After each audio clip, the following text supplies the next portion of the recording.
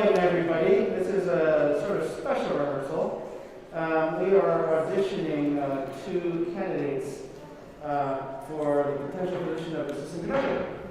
And I don't like usually giving people background on people because I think they're assistant. But it's going to be fun. We're going to read through the Brahms quite a bit. And if you think back to our assistant conductors in the past, I've been waiting for Julie to get back from school from Michigan. I can't wait to hear how this semester has been for her. I told her before grad school that I said, if grad school isn't kicking your butt, then you need to make it kick your butt. And 2 years is a lot to shove in a lot of instruction. And then we met, I think, in December, and she said, do you really learn repertoire this quickly? And it's funny because I thought the same thing too, but I think when you, you all the repertoire that you have sung over the years, each new piece gives you new context, like you have something to compare it to. If we've done, St. Paul of Mendelssohn, having done Elijah, really helps you. If you've done some of those of Bach, then the St. John Passion really helps you. So I think that it's really great. But in any case, I've been really looking forward to meeting up with her and catching up. And also, of course, our last two assistants, Derek Tam and Eric Choate, have been doing fantastically. Eric Choate is in Göttingen, I think, conducting in Germany. And he, of course, is the conductor of the San Francisco Boys Chorus. And as a result, has been flying all around the world. He has premieres as a composer. He's doing fantastically well. And he and Alan are wonderful. And then, of course, Derek is one of the leading forces now in early music. He leads, as executive director and artistic director, one of the largest early music ensembles in the U.S., especially on the West Coast. He, of course, is the organizer for Berkeley, the Berkeley Festival, which is a big early music festival. He still is a concert organizer for his church and his concert series there. He's a little bit of a workaholic, and I worry about him. But, and again, I'm a workaholic. I think people worry about me too. So anyways, the next assistant conductor, I think is going to be at a really interesting time because we're going to be figuring out how the fall is going to work. We're going to try to sort of get back into regularity and planning for the future. So I think you've been given sheets. Is that true? Yes. And these are some parameters that we usually look at. There are some basic things which I call to be just general technique. That includes physical technique, like is the conducting clear? Does the conducting physical gestures seem to represent musical gestures, and is it clear what those musical gestures are? There are also things that I fall into a category of like rehearsal technique. And that is the rehearsal engaging? Is it is it clear what is being worked on? Is it clear the direction that's on, is there, I usually adjust, it's just like teaching. You can have a lesson plan, and within first 5 minutes, you can change out the lesson plan because things are a little quicker or slower than, it doesn't seem like the candidates are adjusting to where we're at, and the most effective in trying to instill some musical characteristics or technical things for us to do. And then, there's a constant debate that I have, usually at these things, over people that have potential versus where they're at now. And so sometimes we get people that have a lot more experience than others and are set in their ways. We have people that are incredibly musical but might have less experience. I leave that as an open-ended question, and I'll just, that's just completely up to you. I actually don't think there's much of a difference in terms of experience, but it'll be interesting to see what they're like in person. So the instructions they were given is that they're going to be focusing on the Brahms. They're going to do one vocal warm-up of some sort. It could be anything, whether it's ear training or not sightseeing, or if it's just like literal actual warm-ups. And then they're going to be doing one part of the rehearsal should be on the slow section of the rounds, and one section should be on the fast part of the rounds. And they can divide it however they want. They have 30 minutes total, which includes the warm-up, and also includes question and answers at the end. Now, as we've done question and answers at the end, I think that it actually becomes slightly unsatisfying if the candidates are not asked the same question. Because all of a sudden you get completely different, answers, and you're like, oh, well, you can't really compare them. It just becomes more of an opportunity to get to know them. So what I would suggest is that we start off with 2 questions that are the same, and then leave it up open-ended after that. So if there's threads that you want to go down, then maybe we can follow up with that. But I would suggest that we start with 2 questions at the beginning. What about BCCO makes you want this job? Why BCCO? To see their interest in BCCO specifically, if they did some research or not, or what their experience level is with various orchestras and choruses at various levels. And the other one is maybe give a little background just to yourself and whatnot. Those are super open-ended, and then after that, I think we should just go and you can do whatever question you want, as long as we have some good baseline. So background of them and why they're interested in this position with this group. So that's basically it. The first candidate is coming in at 7:30. So what I like to do is do a little bit of a warm-up. They are not in a room, so I would like to actually run a little bit of the bronze just to see where we're at. And they might do things completely differently. If we do things in 1, they might do it in 3 and stop and say, oh, we're going to do something differently. I want to do a little bit of an exercise to see how flexible we can be versus the approach that we've been doing from the start. So let's have everybody stand up. One thing that's maddening about California is that I can never tell what temperature it's going to be at certain parts of the day. So sometimes I'll wake up and have sweaters, and then I'll go down to Mountain View and it's like 90 degrees. And then I come up here and it's like, okay, a little bit. Anyway, so regardless, your whole job is to warm up your body, to make it ready, because it's a physical activity. Singing is physical activity. We want to get our body ready and our muscles awake and our vocal apparatus and all the muscles that are involved with it to be energized and ready for what we inflict on it every single Monday and throughout the day. So make sure you have a good platform from which to work, and make sure you bend your knees a little bit, your weight is on the balls of your feet, and they have a lot of buoyancy and yet security, that your hips and your spine as a result are in good alignment so that your head can just naturally balance, and that the weight of your head, and I keep on forgetting how much it is, 8 pounds? 18 pounds? 8? Anyways, that the muscles that you use to keep it in place don't have to be used that much when it's perfectly balanced. But if you have a little bit of slouching or back or whatnot, your muscles are really tensing quite a bit, and that actually interferes quite a bit with the vocalization and the systems that we use to make sound. So, that being said, let's start to get in touch with our shoulders, because what we want to do is make sure our shoulders are completely separate from our rib cage and that they're loose and have the ability just to be still but floating on top of our rib cage and not crimping it down or weighing it down.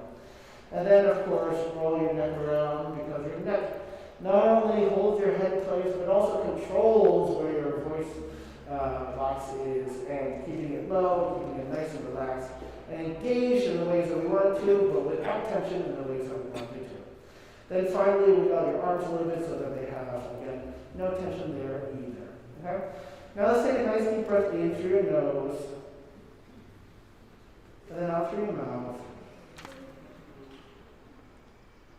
And center ourselves physically as well as mentally for rehearsal, engagement, connecting to people. And just like meditation, just like chorus rehearsal, anything where you start focusing on how your body is receiving the breath, where you have expansion, where you have breath, you want to be aware of where your muscles engage, where they relax. And this is just an easy inhalation and exhalation, no timing, just so that you have good breath. Okay? Now, let's take And yawn. Open up your jaw to the space. And really stretch out your jaw. And then let's take a nice deep breath in. Hold it. And then out on and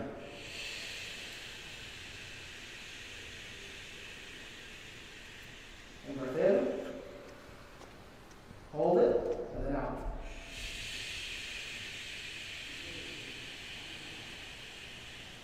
Now we're going to breathe in, hold it, breathe in again, and then out on. This time, when you take your breath in, see if you can get to where it was on the second one, this last time. And then out. You know, it's really fun to sing in the tuba lessons, because breath support for tubas are really illuminating, because they really just need full control of the breath support, but it's also very strong support. And so what we're trying to do is tap into that same support to make sure we have even airflow, but that it's efficient too. So let's do this. We're going to breathe in, we're going to go shh, shh, shh. So pulses, so we again connect with the support that we have.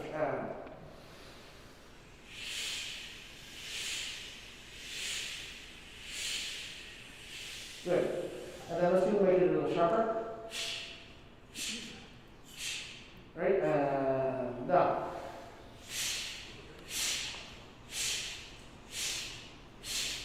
Great. Let's do D major. No. Just nu, N-O-O, and very easy legato, only one N, and sort of soupy but still pointed. Forward. And yeah, not bad. Make sure you make it nice and breath that has a lot of space in it. Ready? And up. That's it. Nice. The pitch all of a sudden corrected itself. Ready? And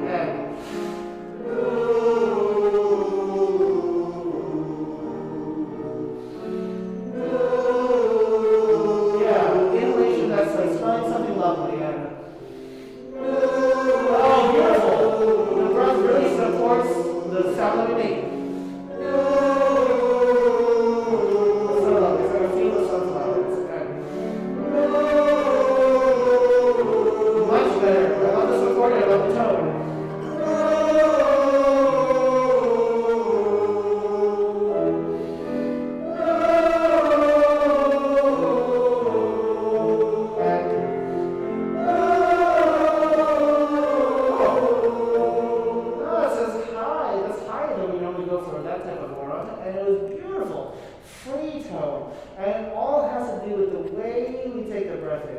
Because that freedom of the breath and the space that we create makes it very easy for the sound that we create to be very full and rich and into.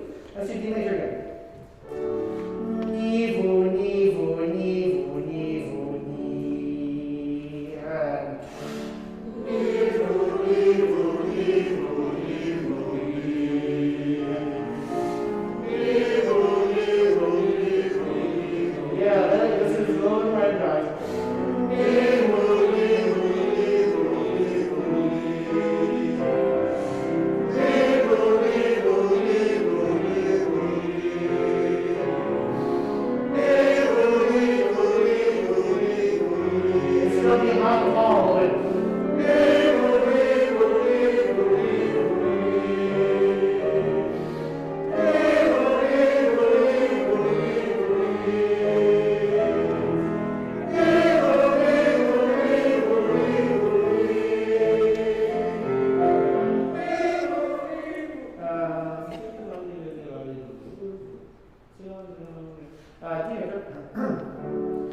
Zing mama, zing mama, zing mama, zing mama, zing, zing, zing. Very alive lips. Zing mama, zing mama, zing mama, zing mama, zing, zing, zing. Ready, 2, and. Zing mama, zing mama, zing mama, zing mama, zing, zing. Good. That's an excellent, excellent consonants. Excellent consonants. Zing mama, zing mama, zing mama. So see if you can make the consonants exciting, But you also want to make sure that the pitches are still there too. So sing through, but still have your consonants very alive. 2 and no. Sing along, sing along, sing along, sing along, sing, sing, sing. Sing along, sing along, sing along, sing along, sing, sing, sing. Sing along, sing along, sing along, sing along, sing, sing, sing. Sing along, sing along, sing along, sing along, sing, sing, sing. Sing along, sing along, sing along, sing along, sing, sing, sing. I love the consonants. Yeah, I can hear consonants. That's great. Usually we say, no, we can't hear the consonants, and yet, we can hear the consonants. It's great. And do D major. Ya, right? And if you should be expanding your mouth so much that you have to adjust your match. Ya, right?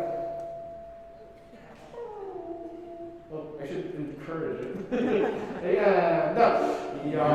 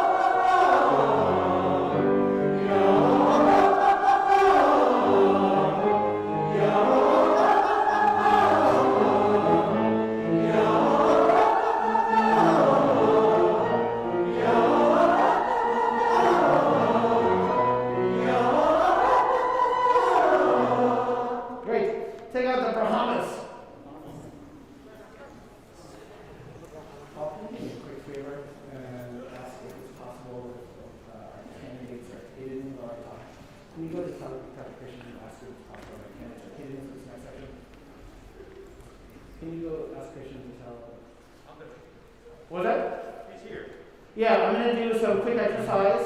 If they could disappear for a second.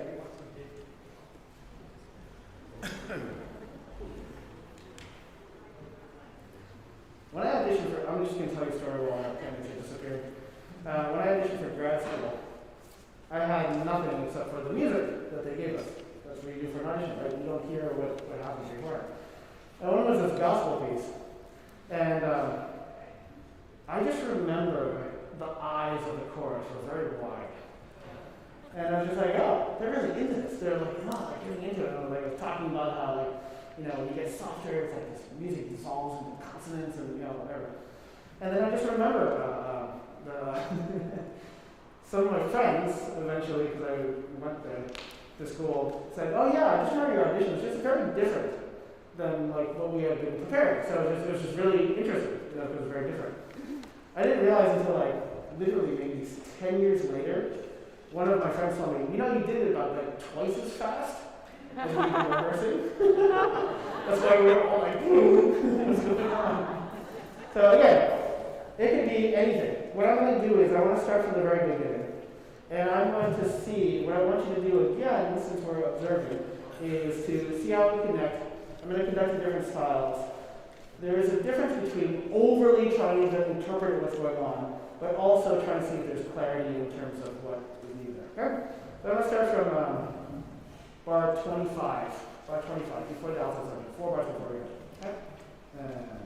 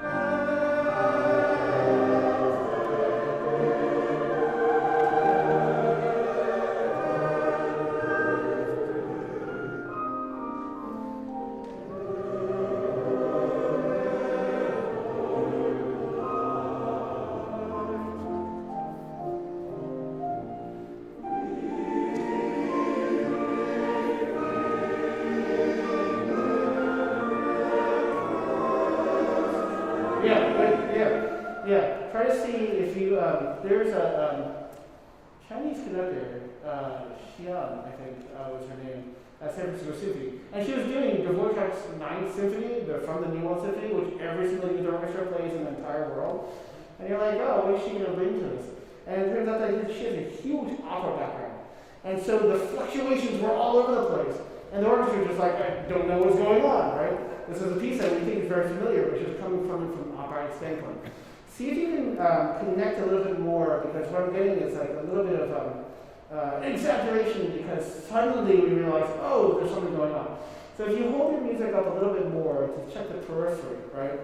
And then you have, like, starting from D. All of a sudden at D, it suddenly got really loud, and I was actually conducting relatively soft. Then we just start on D, for Dvorak.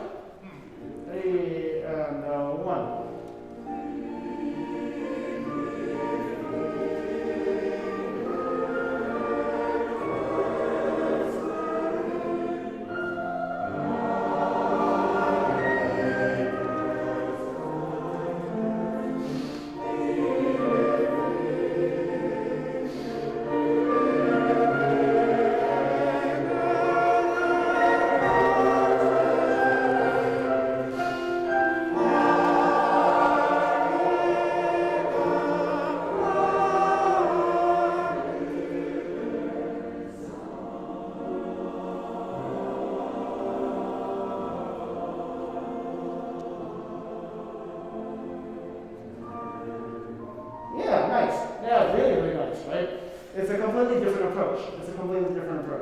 We can have a lot of fun with this.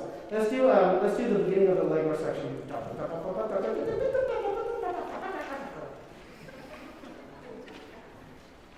Bar? It's page 13, bar 104. What, you didn't recognize my singing? And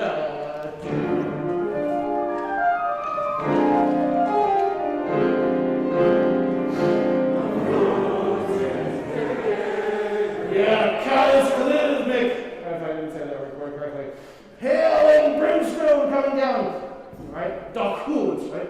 You have a little bit more pointed, right? Then that's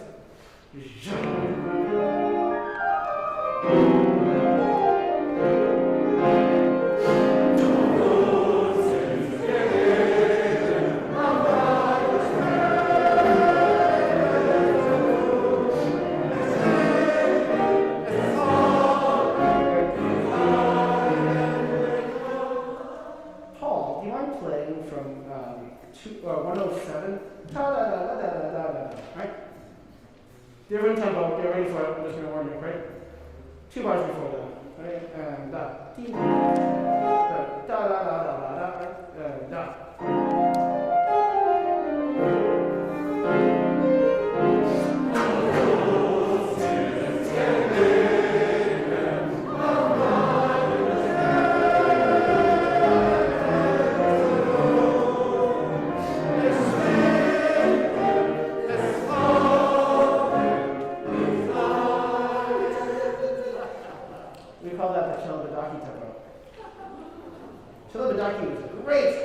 Great conductor. Okay, so again, you never know what they're going to do, what tempo is going to happen.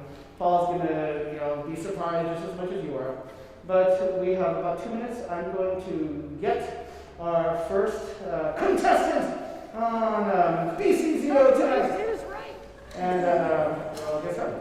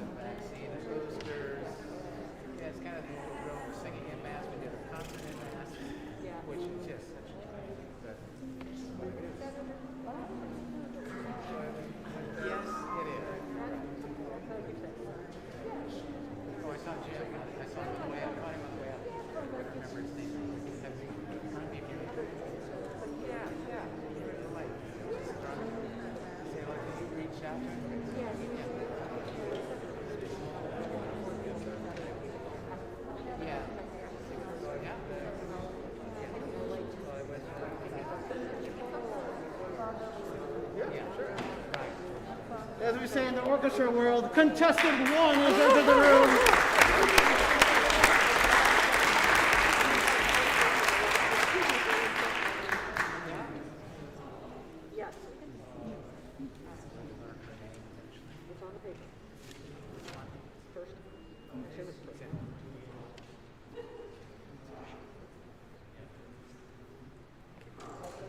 Okay. Oh, sorry. Hi.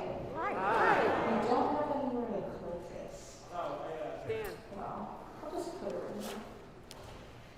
Hi, everybody. My name is Alessia Berdinsky. It's great to be here with you guys. I was here a few weeks ago, just checking out the rehearsal, and it's really nice to sing with you and hear you all. So thank you for your time with me. Let's all stand up and. You all did some vocalizing and some stretching, I assume, already. So let's get all the wheels out. And I just have 2 little exercises for you.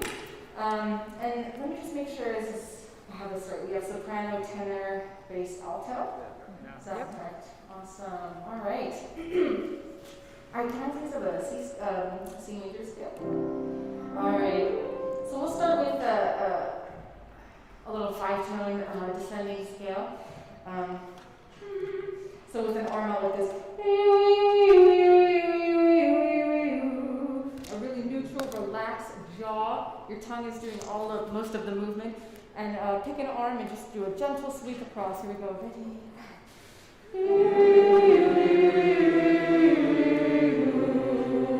Half step.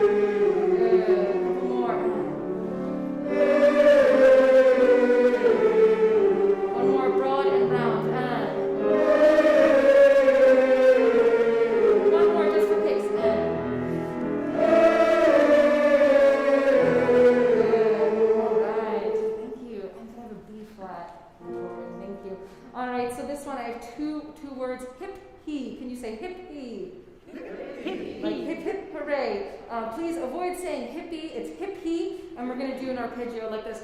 Hip-hee, hip. Oh, sorry. Here we go. And I'm going to be juggling volleyballs. I apologize to any real jugglers, but I'm just going to pretend like this. Hippie, hippie, hippie, hippie, hippie, hippie, hippie. Try that with me. Ready? Hippie, hippie, hippie, hippie.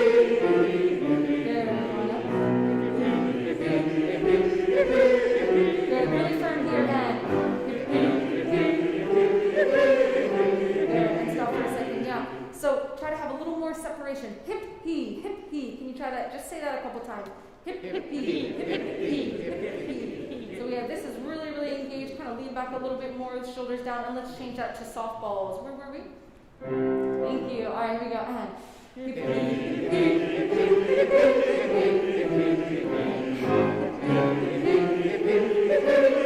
more buoyant.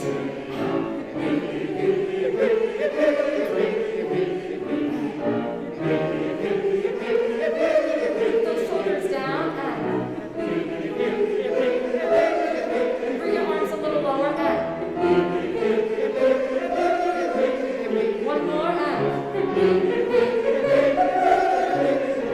all right, thank you. Well done, well done. Thanks for bearing with me. All right. Well, let's just start let's take out the score. All right, oh yes, and you may take a seat. All right, so let's just begin right from the very beginning at letter B.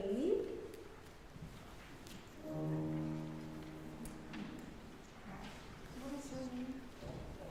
Oh, all right, well, all right. Thank you, altos, for being so ready. Love that. All right. There we go. Can we have that E flat? Can you give us 2 measures, please? So 27. Mm-hmm. Yeah.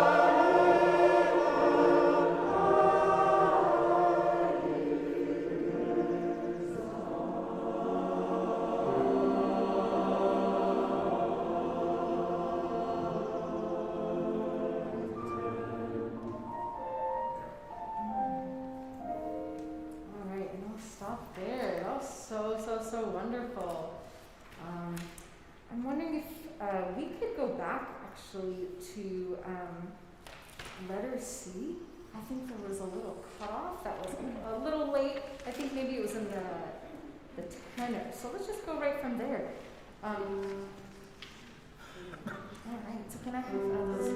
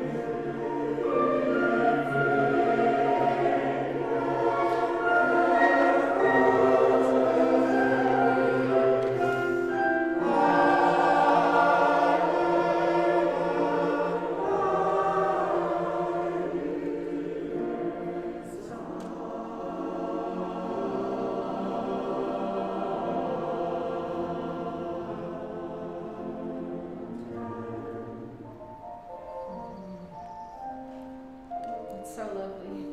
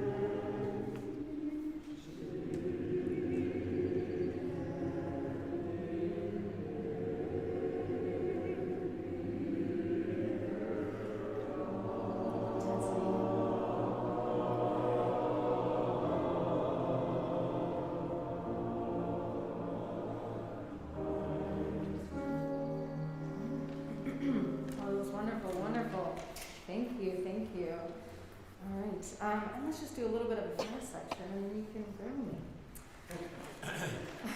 So, maybe just right at the beginning of it. Can we have the maybe at 109, and then can we have the starting notes? There. Yeah, so just give us 2 measures.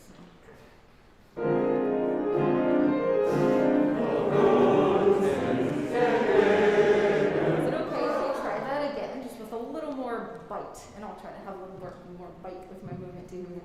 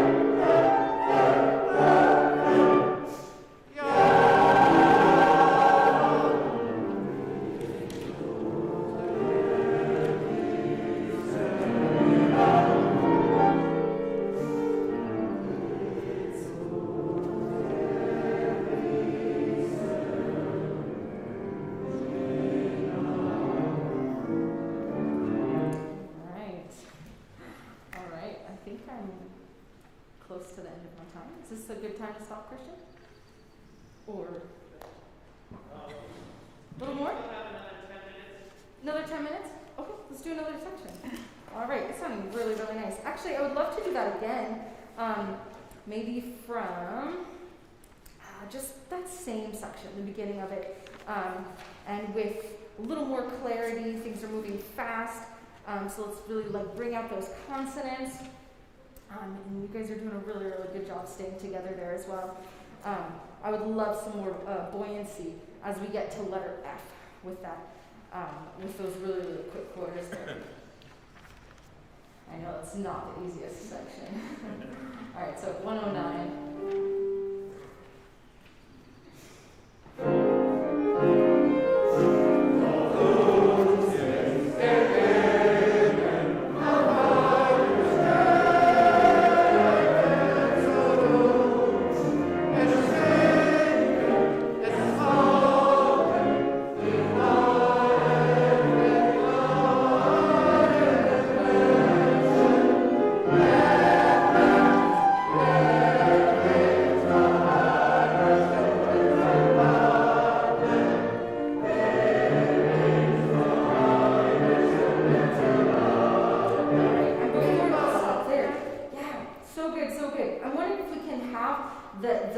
The endings, like on page 15, can we be a little shorter with those quarters?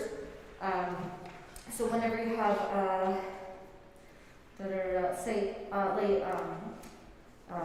128, 29, 30, men, hin, da, and then without bouncing, but men, hin, really quick on that, if that makes sense. And same with the next. With the next words, you have a little bit more time to recover for the next entrance. So maybe one more time right at 109, just to kind of get into that. So just don't sit on those quarters for too long. All right, so 109, and let's keep it moving. Without, I think on maybe on 15 we start to drag just a little bit, and let's just keep it moving. All right, so 109.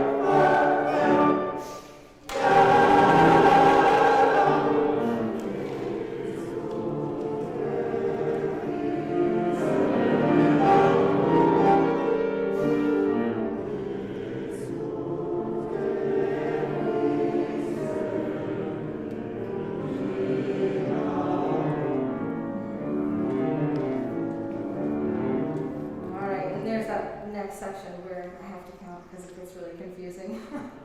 All right, that was really good. Thank you, Carl. Let's Thank you. Fantastic.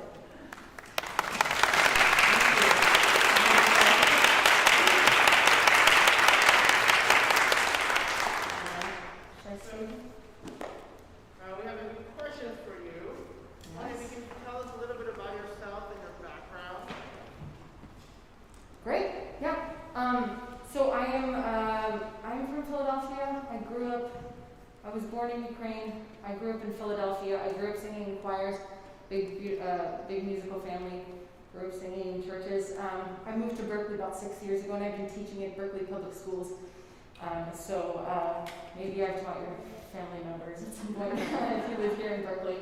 And I teach middle school choir there, and also elementary music as well, and I love it there. My husband and I live in Point Richmond. We love it there. He's a musician as well, so we get to work together a lot, and that's really nice. And I enjoy a variety of music, a variety of singing, and I think that's something that's really special about music, that it can there's so many different expressions of that, but choral music is where my heart is. There's like no other sound that can be created like a group of voices. So that's kind of the gist of me. Sorry. I went to school in Pennsylvania, and I'm currently pursuing a master's in conducting right now. So, yeah. And what about this job is interesting for you? Why BCCO? Is there anything about BCCO or this position specifically that made you look for this job? Well, part of it is you, Ming. Berkeley has, the Berkeley School District has been working with Ming and the Berkeley Symphony for a while, and so that's when I first heard about Ming, and then some of my friends, some of my coworkers have performed with you all, so that's already two connections, so I figured I would dive in and check you guys out. And I love that it's an audition group, that it's so welcoming, and it gives everybody an opportunity to really become a musician. And I love the legacy of this group, that it's been around for so long, and I hear many of you have been here for singing with this group for decades, and I think that's really fantastic and something that you don't encounter all that often. So when there's something extra beautiful about singing with people that also care for one another and have real community. And so I really do believe in building community, and so having a group that is non-competitive but still pursues excellence in the community in which you live. I mean, that's beautiful. So that really draws me to the group. We're going to open up questions to the chorus directly. Feel free. Are there people that have questions? Yes, how did you keep music in your life during the pandemic?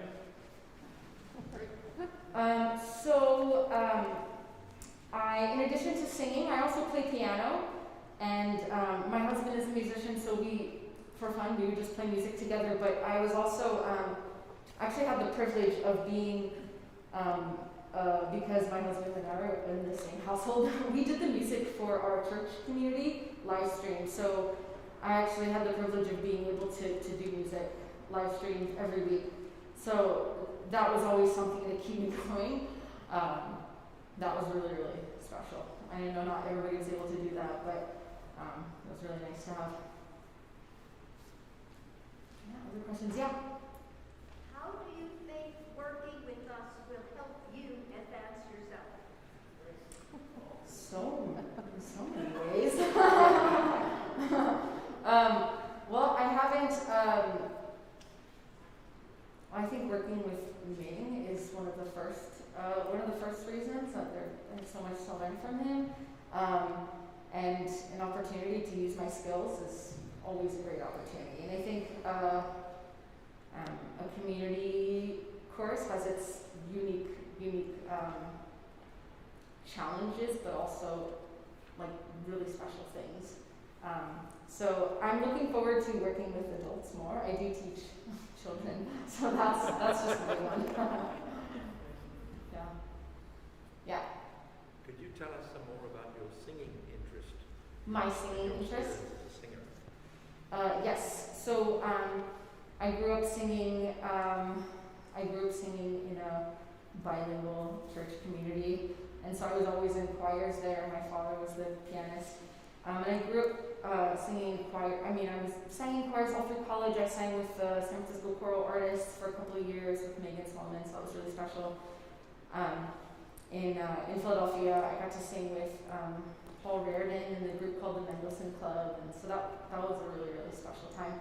But I also really enjoy musical theater and also some types of pop singing as well. I think there's beautiful music everywhere, and I love learning how to navigate how to do that with healthy technique and in a healthy way. I also love that to connect with my students as well. Yeah. When I was like 18, I recorded a CD, and my students found it, so it's a little embarrassing. Yeah. But yeah. Yes. I just wanted to say how sorry I am of what's happening in your homeland. Thank you. So- I appreciate that. Thank you. Have you done any festival production? Sorry? Any festival production? I have done a little bit, not a whole lot, to be honest. But I'm looking for an opportunity to be close to that. So I am excited to grow in that whenever that opportunity comes. Yeah. Do you have any choral works or composers you're particularly fond of? Composers. What was the question? Choral works or composers that you're fond of, particularly fond of? Yeah, so there's this piece, it's a shorter piece, it's called Salvation is Created by Chesnikov, and I learned it in college and it really moved me. There was a moment where, I don't know if you've experienced a visceral reaction to music, but since I left my Ukrainian-speaking community in Philadelphia, I hadn't been singing in that language, but then with the San Francisco choral artist, somebody they gave us a piece in, I think it was Russian and Ukrainian, and we sang it, and I just wept, and it was like such a strange, visceral reaction to singing in a tongue that's so strong to you, but you haven't encountered it in a while. So I think that era of music, like the Russian, Ukrainian, music is really special to me because I grew up singing that a lot. Thank you for joining us.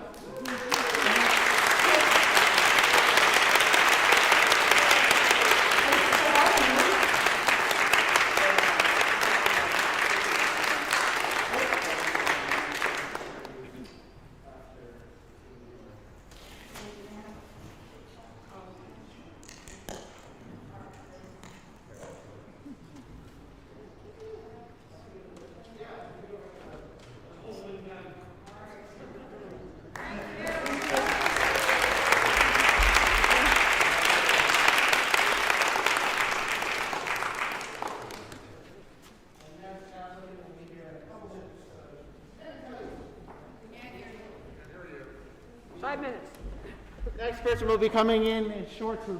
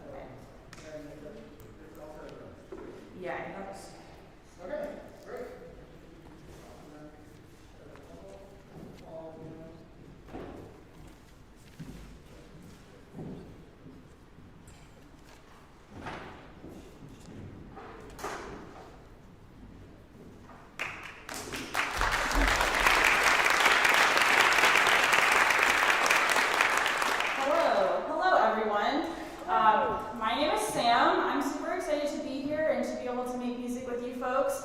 I gather that you maybe have read a little bit about me. I'm a conductor, semi-obviously, and I also am a music theorist. I do music cognition research, and a lot of my work focuses on music perception and what things like visual cues and that sort of things we can use to kind of change or influence how music is perceived. As some of you know, I guess I also am an avid cyclist. I work for Trek Bicycle Corporation, and I also collect houseplants. So that's like a couple fun facts about me.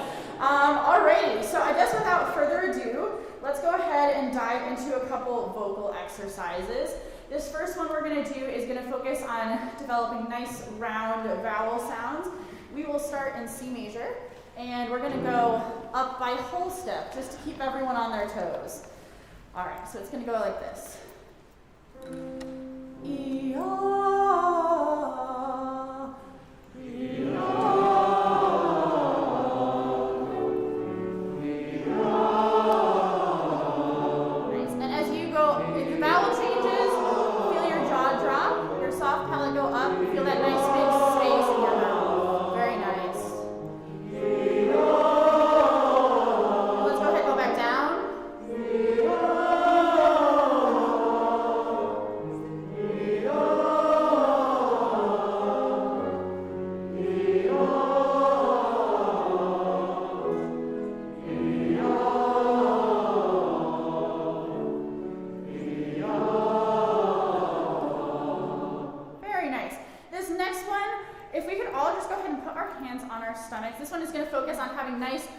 Support in our diaphragm as we do a more staccato sound. So we'll start in D major. We'll go back to half steps now. We'll go up, and it's going to go as so.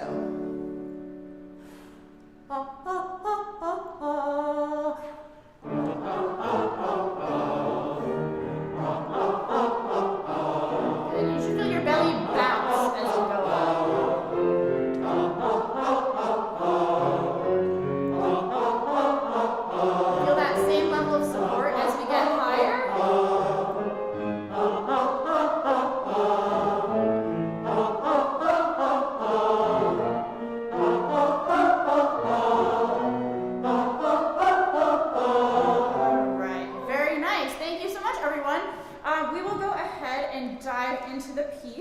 We're going to start 2 measures before letter B in the Brahms.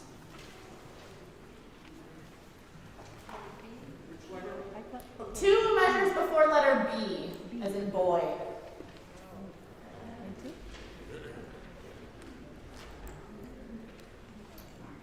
And I guess I would like to have you all stand, actually, if that's all right.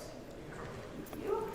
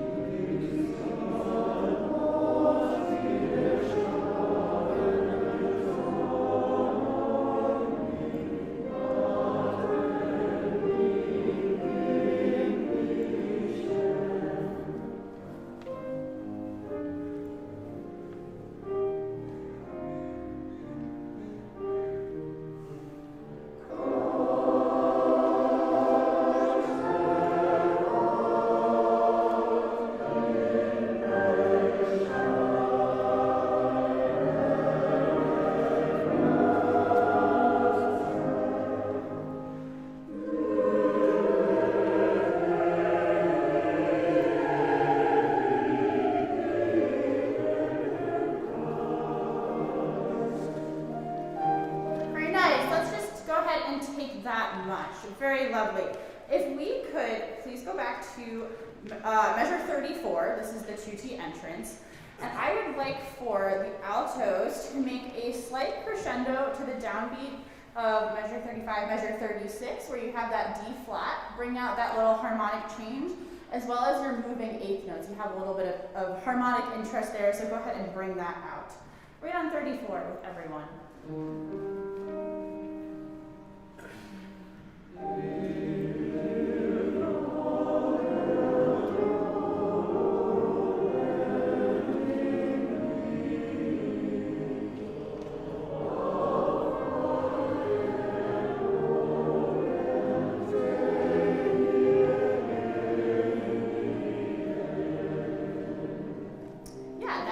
Very nice. Let's go ahead and skip ahead now, just a little bit. Let's see. Let's go on the pickup to measure 47. Here, I would like for the sopranos in measure 48, think about crescendoing through that high note, that high G.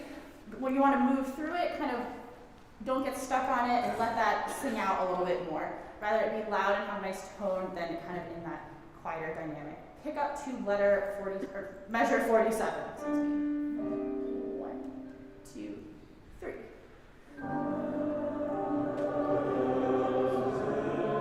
Yeah, let's do that once more with everyone. Pick up to measure 47. So the tenors will enter. One before. 1, 2, 3.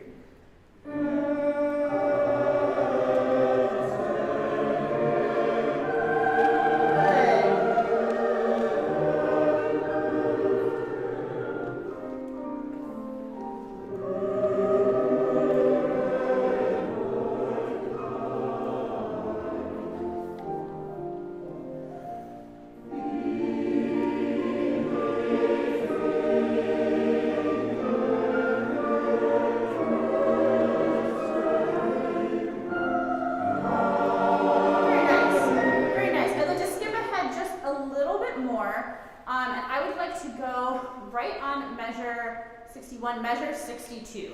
So here we all have this hairpin that's marked over one bar, and then we decrescendo down for a second bar. Rather than think about this as an even crescendo, decrescendo, I would like for each part individually to crescendo to their note that changes and then come away from that note. So it'll be a slightly different pace for everyone, but that will help bring out these really beautiful harmonic changes that we have right there. So let's go right on it, right on measure 62.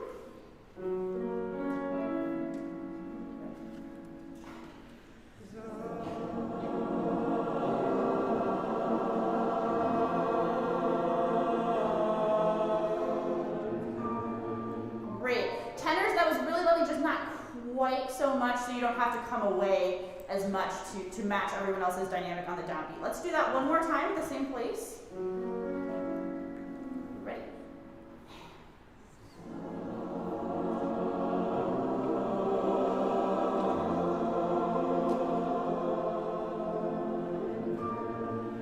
Very nice. Let's go ahead and back up now to measure 60. So throughout this phrase, as we kind of decrescendo to this piano dynamic, I would like for you to pick out someone, maybe one person down the row, since we're all spread out. Listen to that person and see if you can match your dynamic to theirs. So we're kind of blending as a section. We get this nice cohesive sound as we come down to this beautiful piano. Right on measure 60.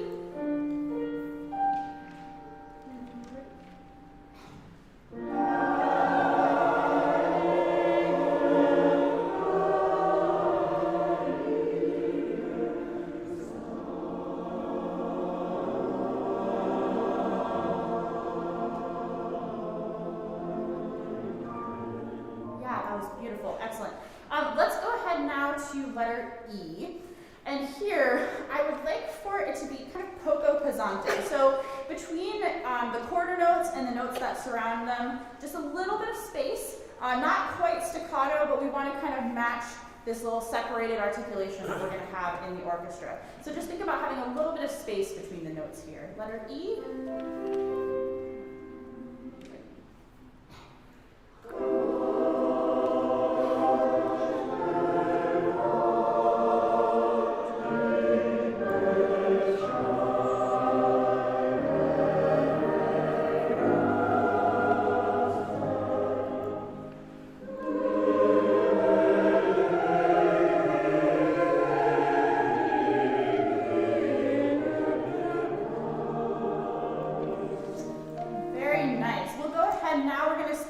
allegro section. Let's go right on the allegro, right on it. So starting in measure 104. So we'll have the full 8-bar intro there before the choir entrance.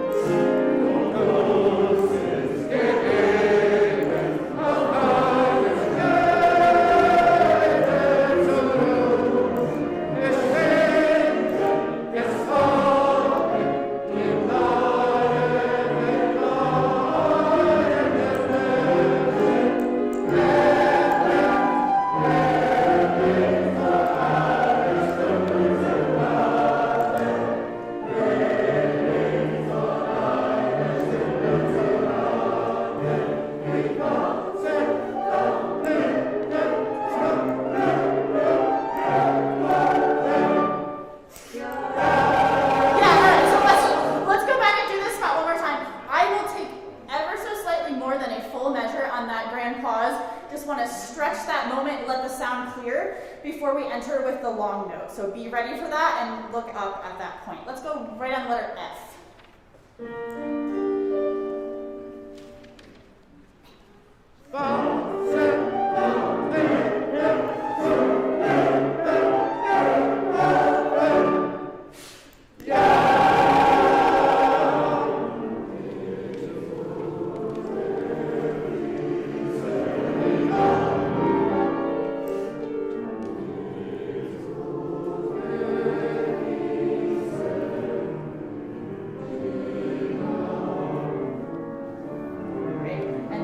Does some lovely things here. Let's go ahead to 4 before letter H. 4 before H.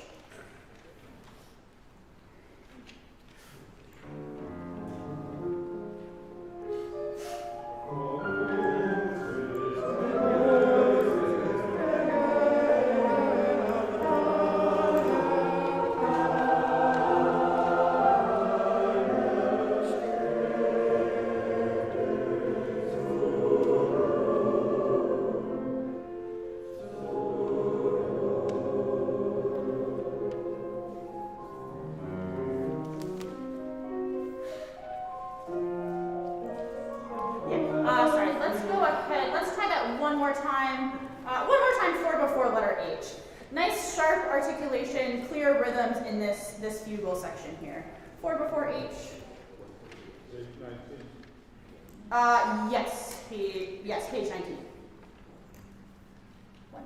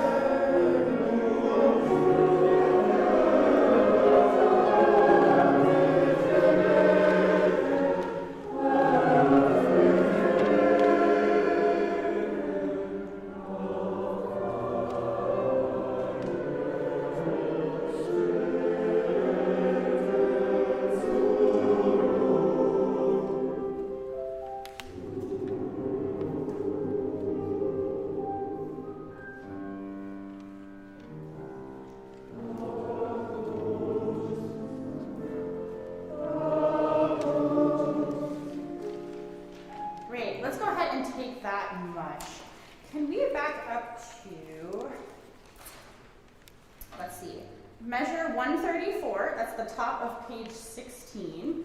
And here I would like to just have sopranos and basses. We can hear this nice contrary motion that you guys have there.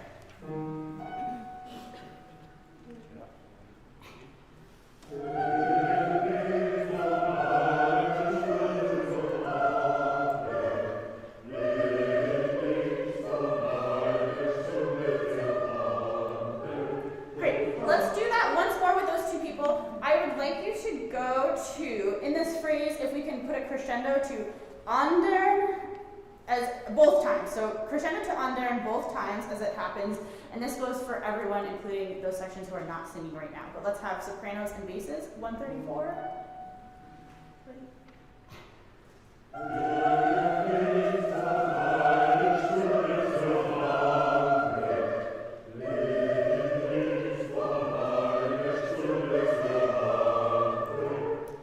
Very nice. Now let's have altos and tenors, and I would like you guys to be about one dynamic level below the sopranos and basses. Let your intensity come from the rhythm and the articulation rather than the dynamic here, so you can support that nice counterpoint.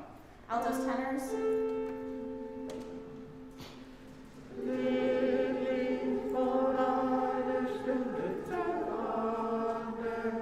Yeah, let's go ahead. Let's start from 134 one more time. Let's make this a little bit more staccato. Just add a little more excitement to that articulation. Ready?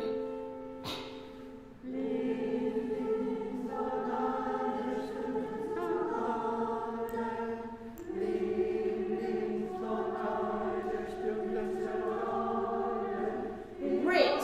Let's go ahead and add everyone at 134, please.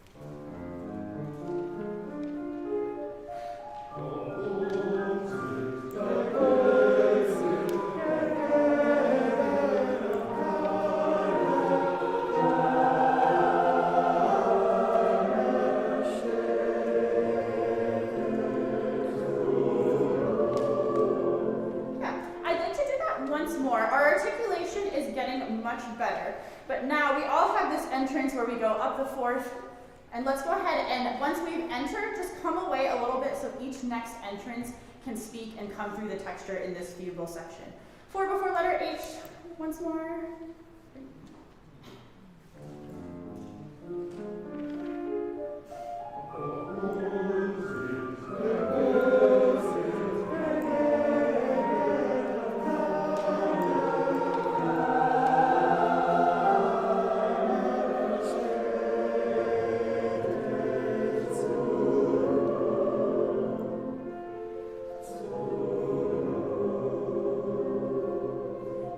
Let's just do measure 202, 3, 4, 5. 206 is the top of page 20 where you have the pianissimo.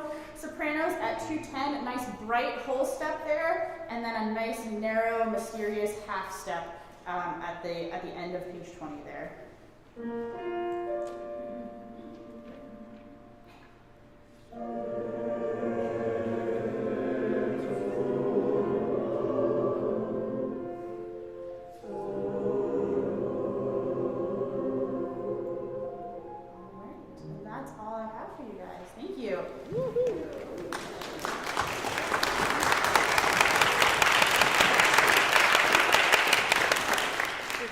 We're going to ask you some questions. I'm going to start it off. Yeah. If you don't mind giving us a little bit of your background and Yeah, let's see. So I have played the violin since I was about 9. I played the trumpet for a while. I would refer to myself as a lapsed trumpeter now. I haven't quite kept that up. I've been conducting since 2016, so about 6 years, and I have assisted conducted for various ensembles like student groups, a couple of community orchestras. I played for like a town and gown orchestra when I was in my undergrad, so I played violin in that.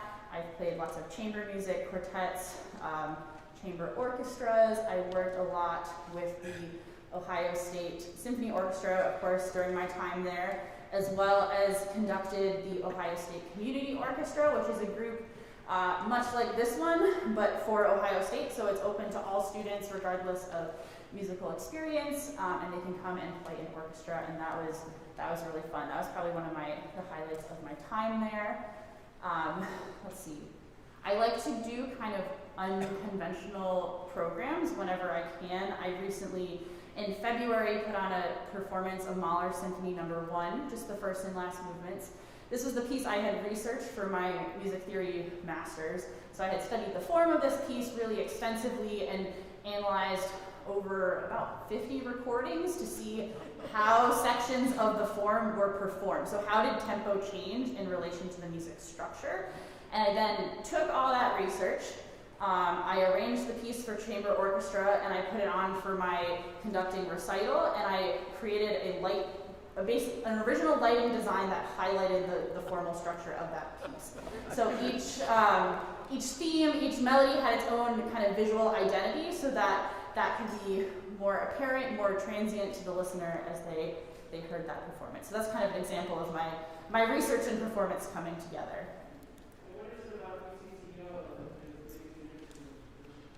A lot of things. I really like working with community groups. I think they have a really exciting energy, and I also, I think that having the opportunity for all people to, come together and make music is really important, and to learn and to grow in that way.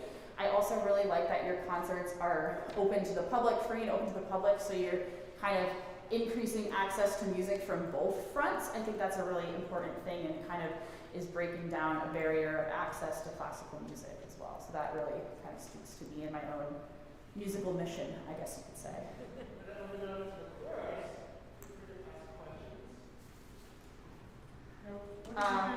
Yeah, go ahead. What did you do during the pandemic to keep music in your life?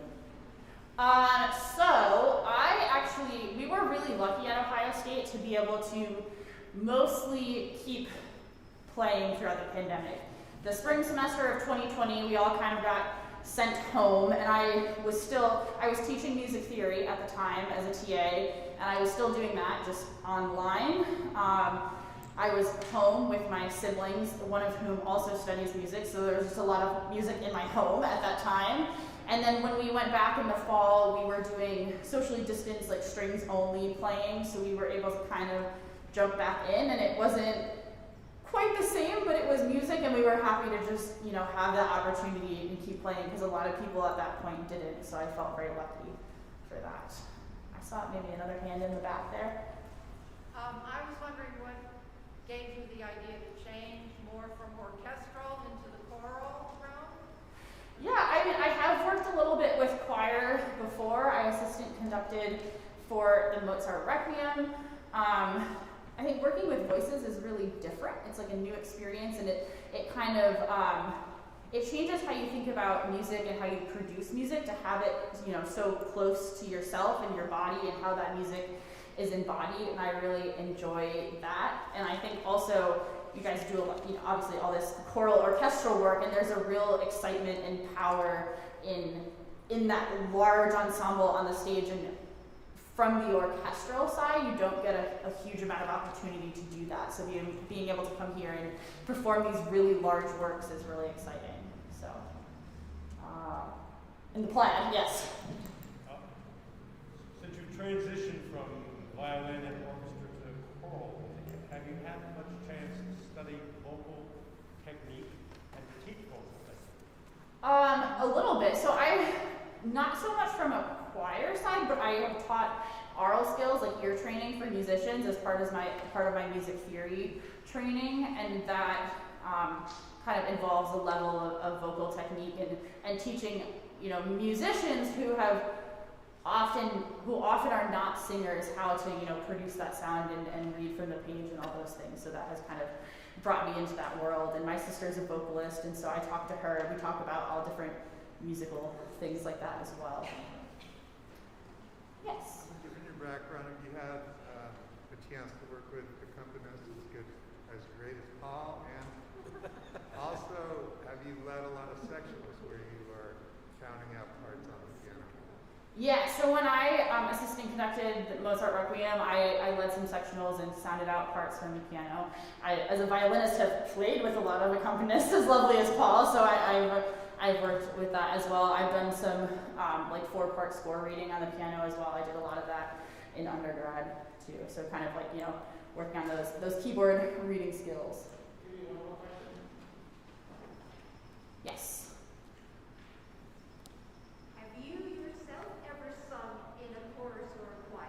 Yes, I have. I sang in a choir for a year when I studied abroad.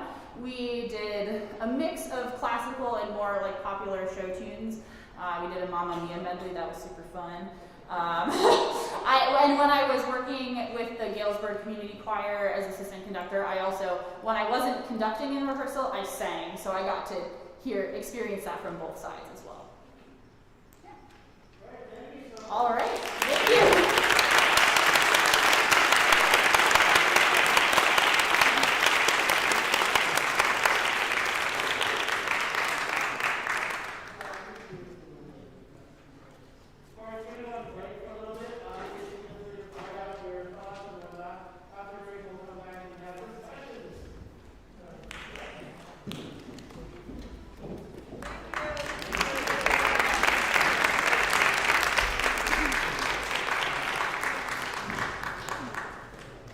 Great, so we're going to have a break. If you couldn't hear me, his mic wasn't on then, but we'd love your comments on the forms. If you didn't get a form, they're on the entrance table. And if you can, as you leave this evening, please, we'll have a pile on the table to collect them. So please turn in those forms if you can on your way out of rehearsal. All right. The other function of break tonight is to have an opportunity to sign up for volunteer jobs for the concert weekend. And to tell you about that is our volunteer coordinator, Julie Prickman.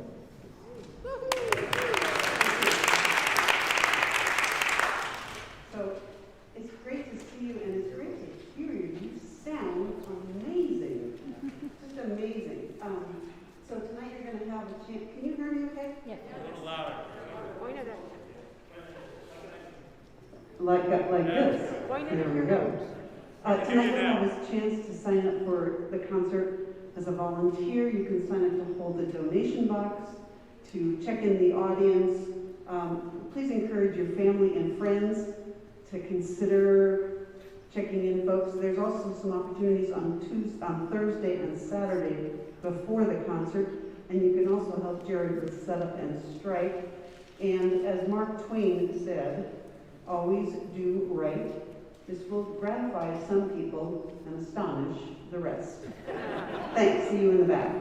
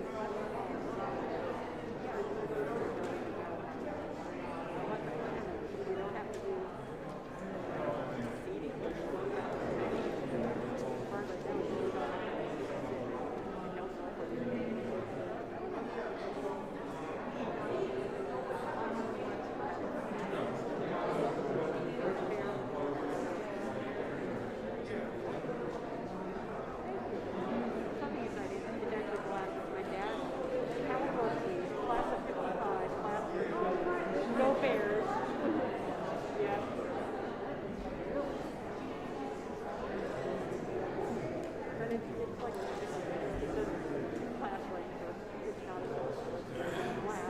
But, oh no, it's a nice job, you know. Valuable. Yes.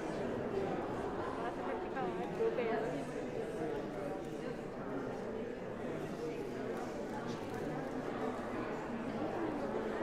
No, I do this myself. I do myself.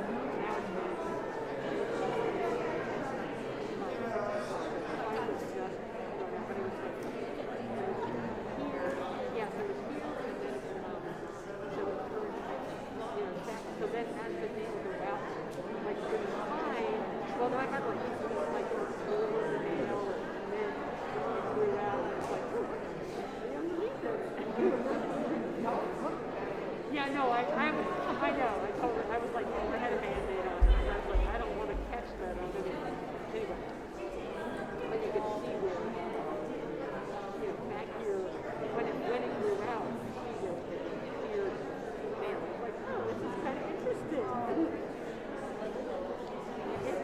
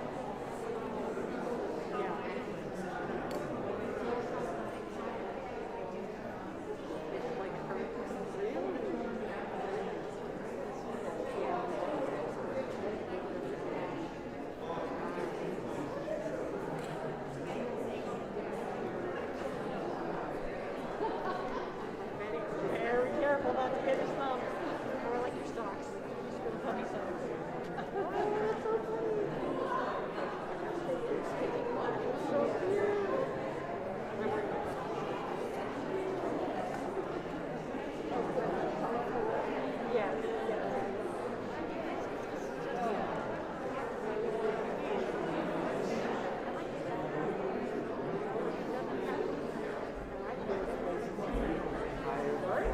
If you checked it in your home,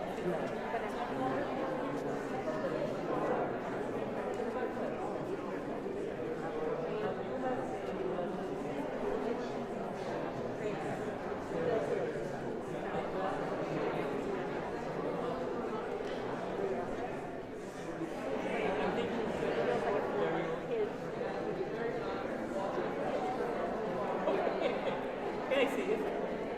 I have one. I have an old one too. It might be like that. But this is like Yeah, I love that one. I remember from mine is, I think this big. So it's like a 9-inch. Do you use special software? Yeah, I think we might talk about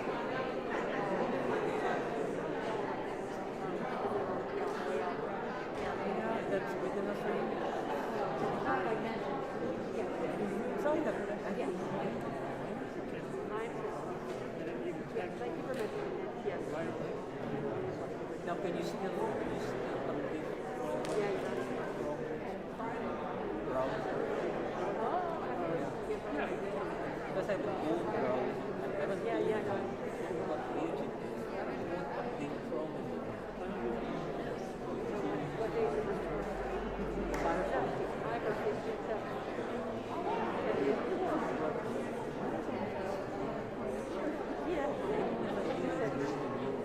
Yeah, that's one year. Oh, exactly.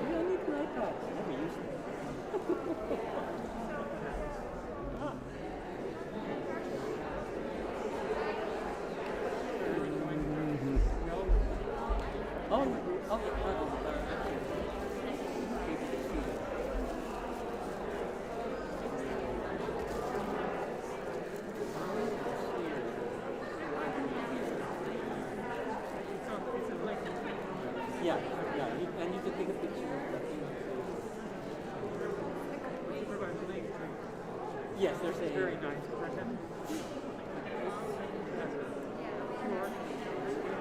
Uh-huh. Yeah. Oh, here you are. I got it. Nope. Right here. Right here.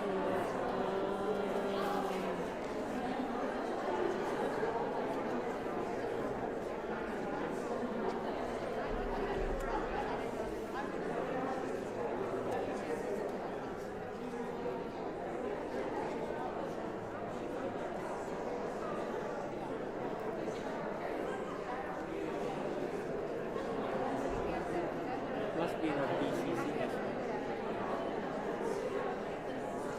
I mean, it's in BCCO.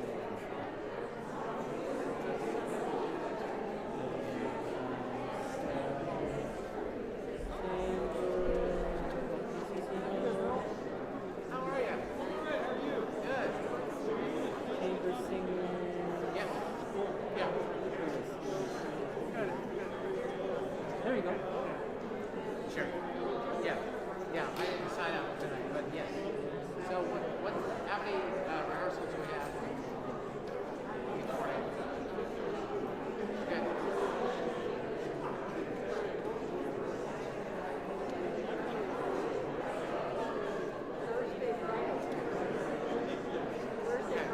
This weekend I'm like 20.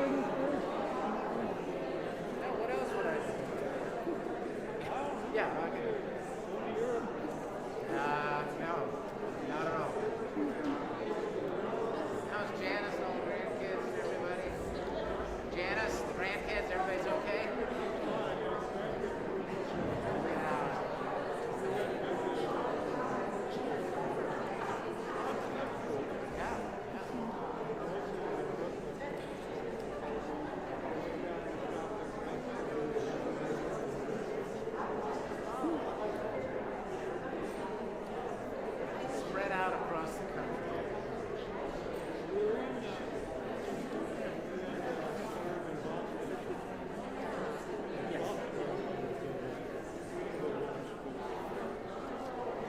that where Matt and his family are in Boston area?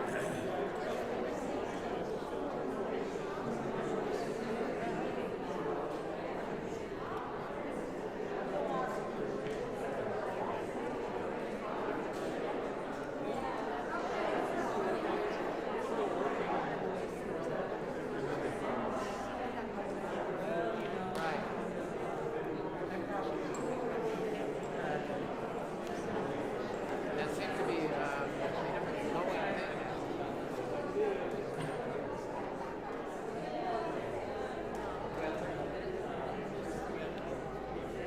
thing. Oh, just fine. We have the grandson, just over 1 year old, who lives over in San Rafael. So we can see him fairly often. In fact, he's like on the weekend. Chris and I just keep saying, it's so fun to watch that development.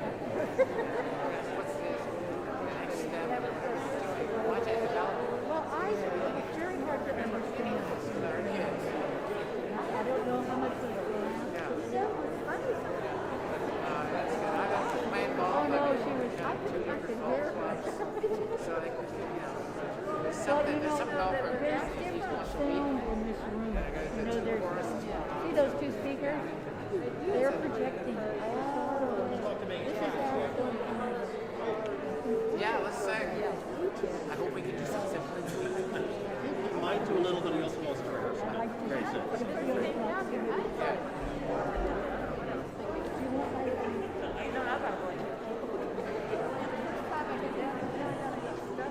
So I just talked to May.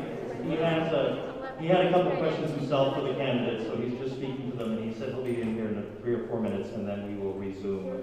And he does want to do some singing still. So soon. Who are we talking about? Who are we talking about?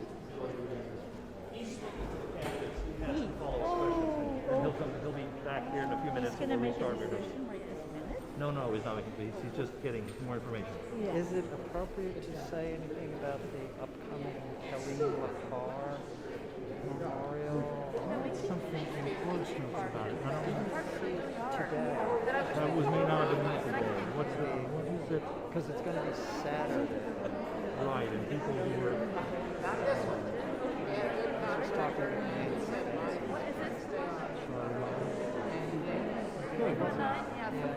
I'm not exactly sure of the time. Is it the first a couple of weeks ago? She said, you look at me. Are you interested in making sure the rest of the course is informed, or finding out for yourself what Not have anything to do with it. Everything in the kitchen, everything. Really? Extra countertops and everything. Actually, a lot of electric stuff. I All right, so that's kind of what the kitchen is. Well, I had a question from the chorus. We had a chorus member, Helene Carr, who passed away earlier this season, and there's a memorial service for her coming up. It might be this weekend. It is this weekend, and if you have a question about when it is, you could see Nancy Benson here in the tenor section, or look up the information. It was in chorus notes. It is at 11. It's 11 a.m. On Saturday. this Saturday At the faculty club on campus. at the faculty club on campus, Saturday at 11 a.m. Thank you very much, Nancy.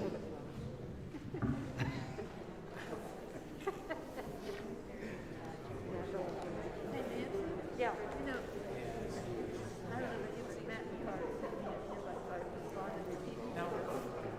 Good choice. I mean, he sent out an invite and so he got the course. But, I mean, people here think it's just so much fun. If we put it in the course, if we had it in course notes, then it would, then we would have had to respond to him, but I think he'd rather have people show up than not RSVP. And I looked through the It's not. It's a microphone. So it's a simple log with a microphone. So when we look at the cabinet, they have to have limited choices. Contract. Yeah, I think they give you yeah. Memorial service. So we said what we wanted. I said, well, we can't do that.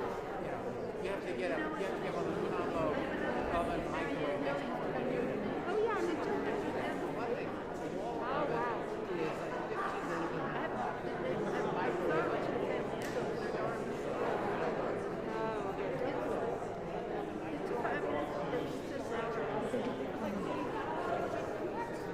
What, the people get old? Yeah. No. It's a show. That's how it was before. We told them that's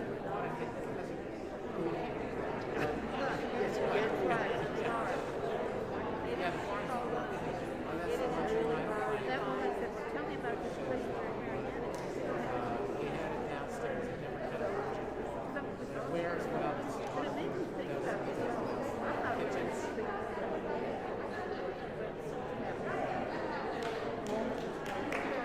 They open and then there's roll-out shelves in the pantry. One little modification they do. Often it's, people are like, hey, we're here, but the kids are in another This city wall because it's easier for them if they're close by, so you move away for, It's got so we modified the pantry cabinet. So because it's a pantry cabinet, it has a permanent shelf. Doors are there. That's a shelf. It can't be put part of the structure. Exactly. So we drill the back, we drill the back, drill the sleeve. and everybody just It worked. It's great. stick it into the microwave. Yeah, it's just the same stuff. Yeah, this was the only thing. The lighting was the same. I would have been like that. Somebody came down. No, it's fine. Just put them up close to the ceiling. And I didn't have strong enough feelings about it. Chris doesn't care what he does. The backsplash is tight. It's a 4x12. Put it in a subway fashion. That's fair. But the people I know. Yes, it's all pretty much white. Quartz countertop. It was very lightweight. And floor was kind of It used to be affordable. No, I know. It was fine. Ready for the cake. It looks good. Thanks.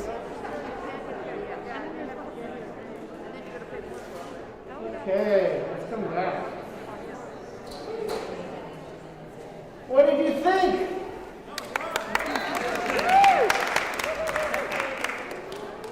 They're so completely different. Initial thoughts? Anybody have comments? What is the word you're saying? Raise your hand so we're not all speaking at the same time or something like that. Yeah. So Sam saw the announcement and she applied. Did you recruit Alicia? I let her know that the position was, yeah. I mean, that makes sense. I just don't want to assume without checking it out. Yeah. Very talented with lots of potential. Which one? Both of them? Yeah. Alicia with potential for more. Yeah, other comments, yeah. The woman that had the background in the Louder, Jay, can't hear. the woman with the theory it was really interesting what she was bringing to us, but the other woman was actually better at cutoffs and actually conducting, and so they bring I think different strengths, and I don't know how you're going to choose. That's I'm terrible at these things too.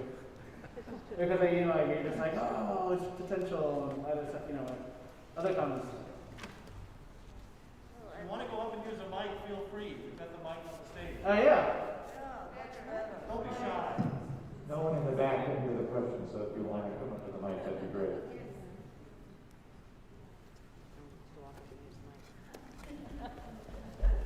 Thank you, Christian. Now it's off. I just have a question. How do we think about what a candidate could bring us as a course, how they can help us, and versus how we can help their development? What's the relative emphasis, or do you see the two candidates differently in that regard? Other to them or me? Just you. Yeah. It's always both.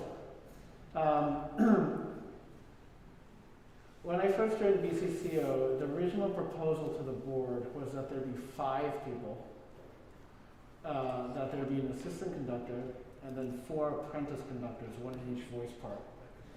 The apprentice conductors were to be people that were interested in conducting, that would not have a role conducting every week or not, or specific, but they gain more experience. They just learn and see discussions. But the assistant conductor is an actual, what if I get COVID and I can't conduct? That person is actually has a specific function to make sure that the chorus aids in the activities, right? And so the distinction between the two, it just is definitely not feasible. We've had multiple people as assistants before, and it's just there's not enough. It's too difficult to maintain.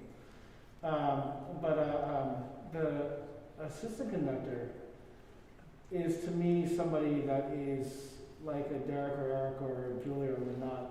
They're using this opportunity to really come into their own and also help the chorus from their personal strengths. And likewise, we help them with other personal strengths. So obviously, Alicia has more vocal background. She's a singer. You know, the warm-ups she used, whatnot, she can demonstrate.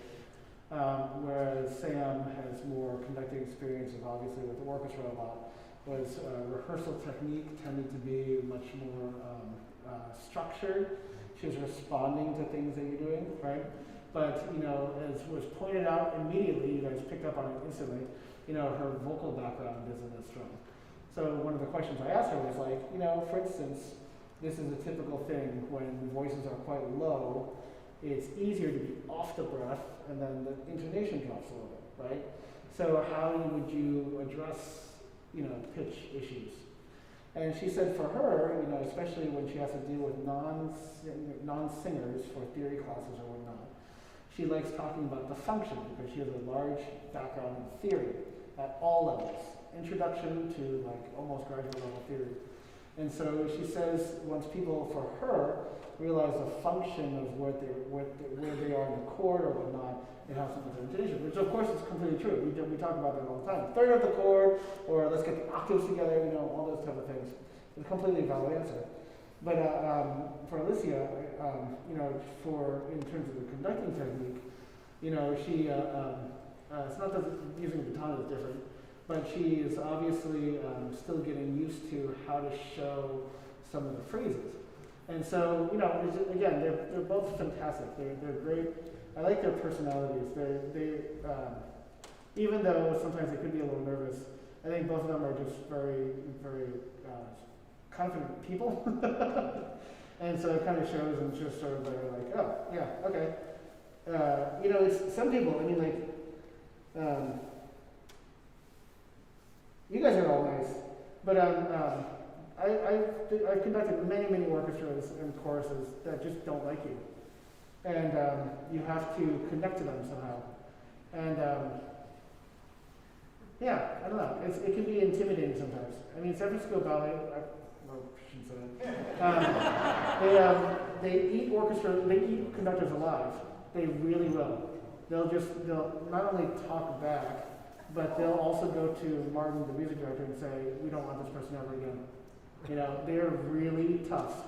They're really tough. I don't know how I lasted. Survived so far. I think it's intimidating to step on the podium and, you know,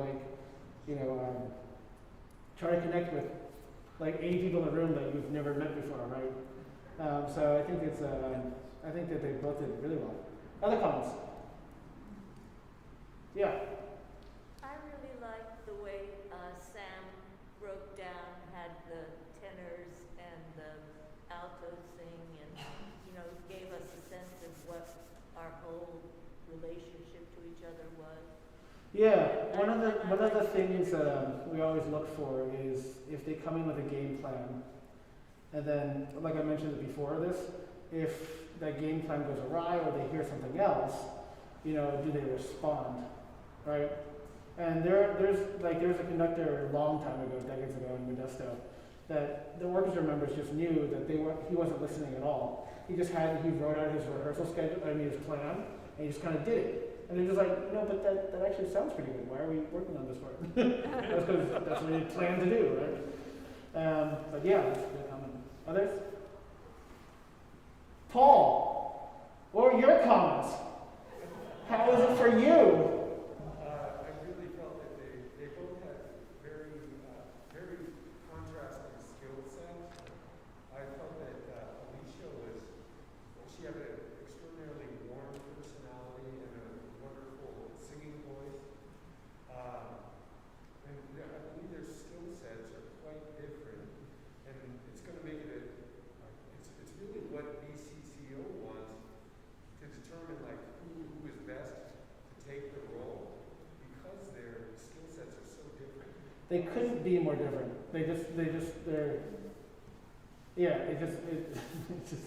It's pretty stark. It's hilarious. Yeah. I echo what you said that it's good to have a plan and still adjust when you hear what's in front of you.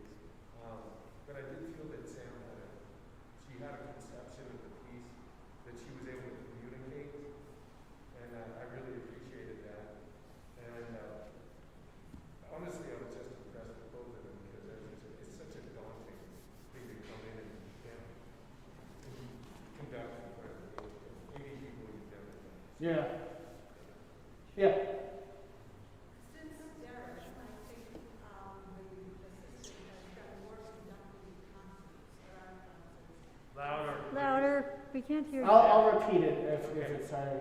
And since that's the case, I think for me there's more premium on someone who comes in already and is a better conductor. And I thought that the first person had a very staccato kind of way of conducting and didn't convey much else, whereas Sam sort of conveyed much more, was better able to conduct. Yeah, the comment was that because the assistant conductor tends to do more conducting, right? That the position sort of requires somebody that has more conducting experience along the way. And that's sort of what I mentioned about the original concept of having an apprentice conductor versus an assistant conductor. Apprentice conductors could have no experience conducting whatsoever, but they're just there to absorb the experience, where the assistant conductor actually needs to step in, and lead functional rehearsals and whatnot. Yeah. Yeah. What's your sense of what these two aspire to after BCCO? What are their goals longer term? So one of my questions was very similar to, I think, what we asked is sort of like what do they hope to get out of it. And Sam is really eager because she just graduated, to just sort of absorb as much as possible and to try to find positions where she feels like she makes a difference, etc. Lucia is in the middle of a degree program, and her goal is to get a good foundation for things, because her eventual goal is to work with older singers. And by older, I mean older than 12. Because that's the singers that she works with now, right? She works with like 5th graders. So I think that they have different ideas for what they want. Sam is in Ohio, but she's looking to relocate anywhere. And Lucia is obviously here, right, in Berkeley. She works at BUSD. Oh, yeah. So it seemed like Sam had a lot of ideas about how to interpret the music, which is really interesting, but like if we are getting sort of led by, say, you, and then somebody else who has a different interpretation of the music, like how's that going to work in terms of us preparing for Yeah, for this, that's a great question. The question was, Sam came into the audition with a lot of ideas, and some of those ideas weren't necessarily what we had rehearsed or been practicing. So if a person comes in and has wildly different ideas, how does that work? And so in preparation for this audition, we specifically just said we want to hear your approach to it specifically. But if they were coming in, the goal would be to, as what we used to do, is to meet with them and talk about how we're approaching things, what the philosophy is in terms of what things we work on first and what musical ideas and whatnot. But then, I remember Eric especially would have a lot of different ideas. You're just like, oh yeah, this is great because blah blah blah. What about this? And you're like, oh yeah. I mean, it was a really great discussion, it's funny because Julia at the beginning, remember, had no orchestral experience, like absolutely none. And now she just kind of did it, which is there's another conductor that I had as an assistant for an opera, and I didn't pick the assistant, but it was a Streetcar Named Desire by Andre Previn, who's obviously a 20th century composer, and it's an incredibly insanely difficult work. But he had 3 performances. And I was like, you've never conducted an orchestra before, how is this going to work? And so he'd show me his conducting, and I'd be like, that's really great. Violin's over there. And so he actually made note cards of where the various sections were, and his performances were perfectly fine. But then it was really funny because some of the singers came up and just like, that tempo is slightly wrong. And he's like, oh, come on. I got through the piece without stopping. But I forgot what the question was, but I mean, it was good. It was a good question. I remember thinking it was a good question. Yeah.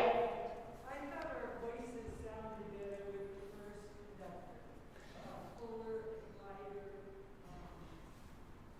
It makes a big difference because it's amazing how different people will evoke a certain sound the way we connect to them. There's this conductor that we have one video of, but it doesn't have sound, Arthur Nickish. And he apparently mesmerized the orchestra. Even by walking into the room, suddenly the orchestra sounded it. And of course that sounds ludicrous, but that's what they kept on saying. But they have this one video of him conducting, and he does have very bushy eyebrows though. So, anything else? Yeah. I'm curious about the difference between a male and a female conductor. I mean, we had Arlene Sagan for a very long time. And, what is the difference? Are we, is it a different relationship? I don't have an answer. It's so funny because conducting is classical music too. I mean, remember Vienna Philharmonic didn't accept female instrumentalists until 15 years ago. And that was the harpist. And now it's completely changed. And now it's even more changed because of DEI, diversity, equity, inclusion, and orchestras. Everything's changing really rapidly. I mean, I'm not joking, and you're all adults, but it used to be one of the stereotypes where we're well, women can't conduct because they have breasts and they get in the way of conducting. And you're just that's ludicrous. And then some of the great conductors, like Marin Alsop, or Joanne Folletta. Joanne Folletta wanted to go to Juilliard as a conductor, and they're just but you can't because it's only for men, right? And she's like, that's bullshit. I'm not gonna do it. So she just she forced them to take it, take her. But that's Joanne Folletta's not that old, and Marin Alsop's not that old. And so, the perceptions, even 10 years ago, even 20 years ago, Marin Alsop became the conductor of the Baltimore Symphony, I would say 15 years ago.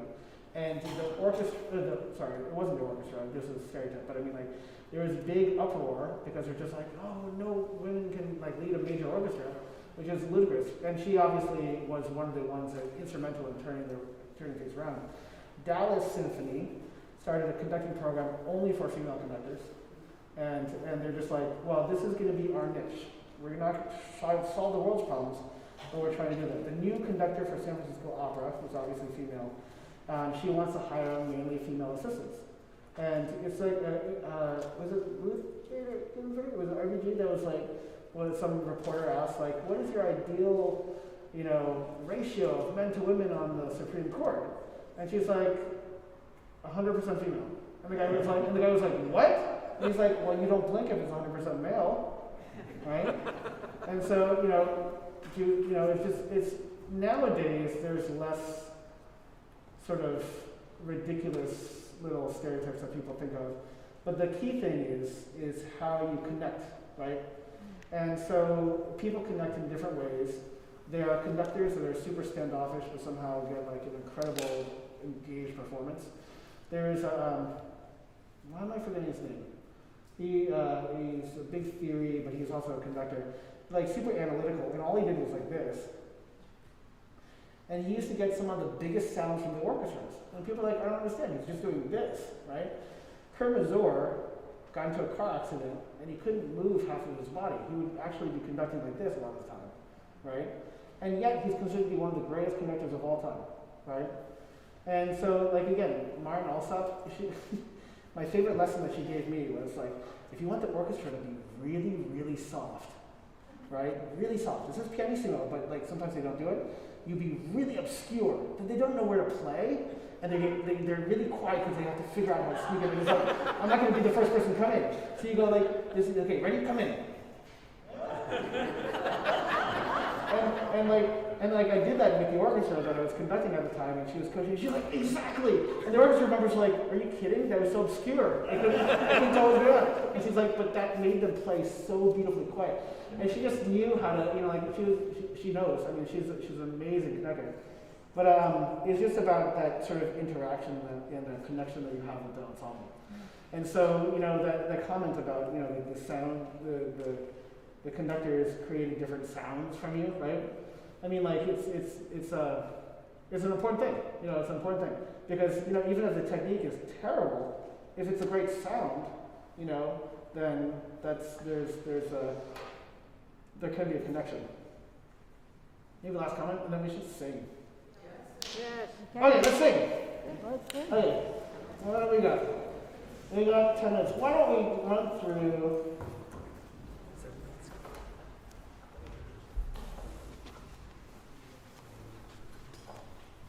Oh, I'm really pleased that, let's do the Because We Sang. That our soloists are chosen. Malcolm McKenzie, who is a bass baritone, is the most luxury bass of all time. He's got one of the biggest voices in the world. He's super, super nice. He's going to join us. And Gabriella, who is our mezzo, was the one we had before. And then tenor, of course, Brian Konicek. So, okay, Because We Sang.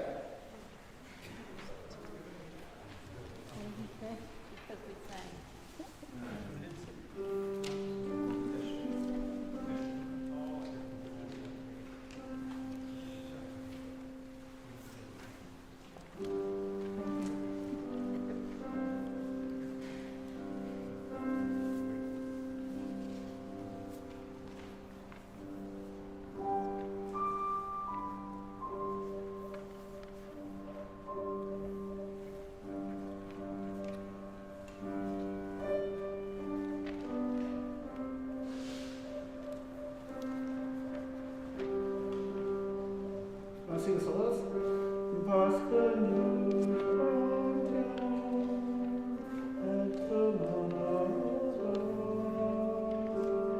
Anybody want to sing one?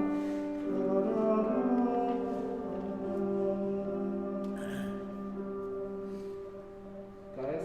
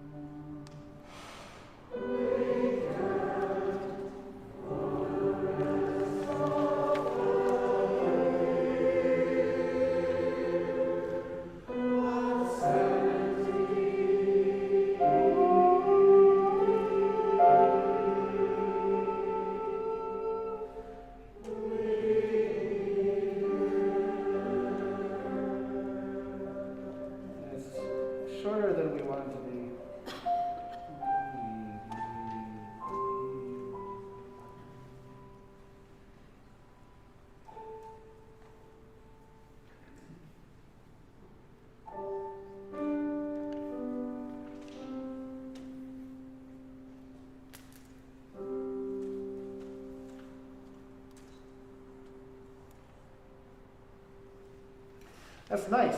We still have a little time. Yeah, let's do a few things. Okay, from the very beginning, right?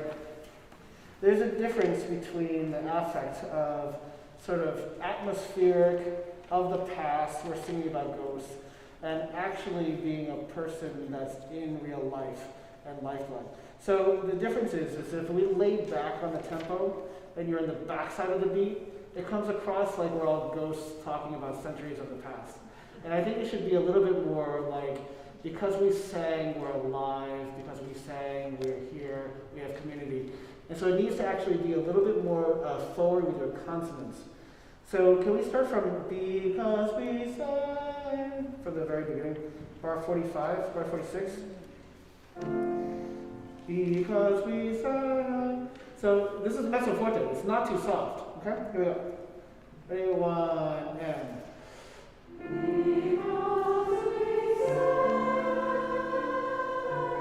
Yeah, that's great. Now, what ended up happening is that the tone for the first 3 notes is beautiful. And then because we crescendo to the top, you put a little tiny accent. Because we sang, because we sang. Make the top of sang warm too, right? One more time, 1, and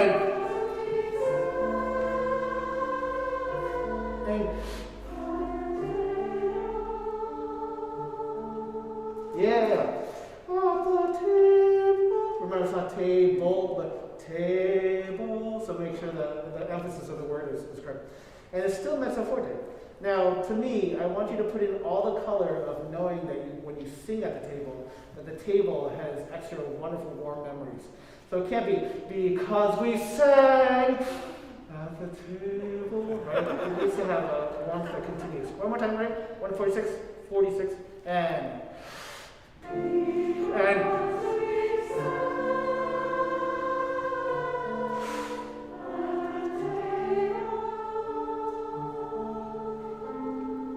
Now, nice breath here. 1.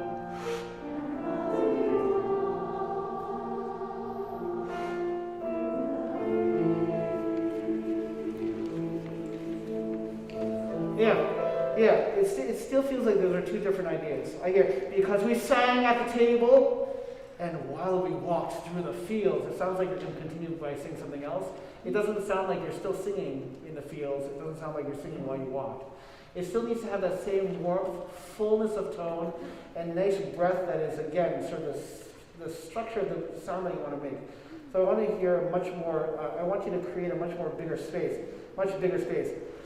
And while we walked, we were singing. And while we walked through the fields, we were singing. Okay, one more time, bar 46. You all know the notes. You know the notes. You have to get the, you want the tone to portray the meaning of the poem, right? 1, and.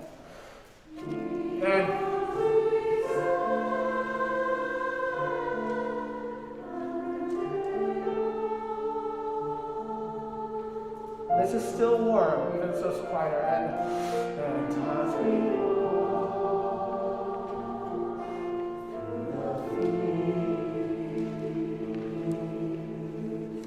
here we go, time spaces.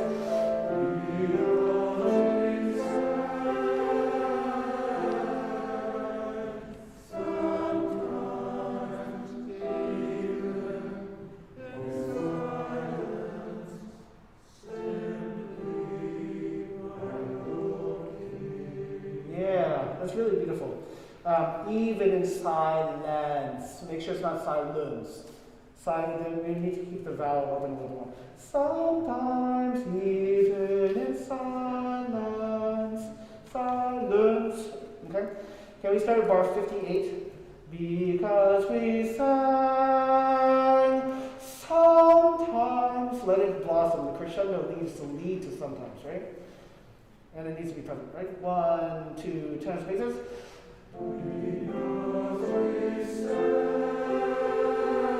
Give it meaning and sometimes even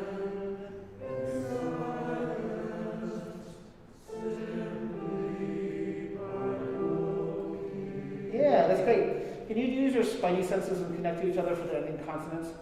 even in silence. Simply make the S's align. One more time. Because we, can the first note be stronger, right? It needs to have a little bit more confidence, like you're really remembering with fondness, right?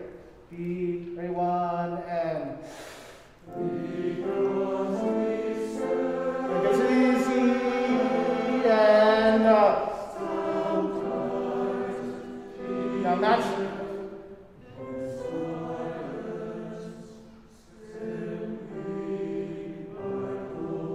Yeah, Marika's the best at that. She does these little, like, her fingertips, like, right?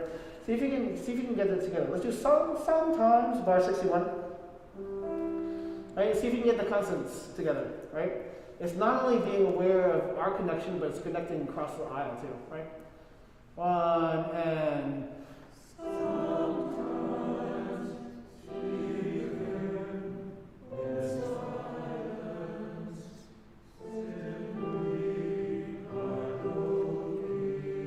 yeah, that's great. Let's do it more naturally now. It was a little sensitive, right? One more time. Because we sang, right? One, and build it, crescendo, and so crescendo.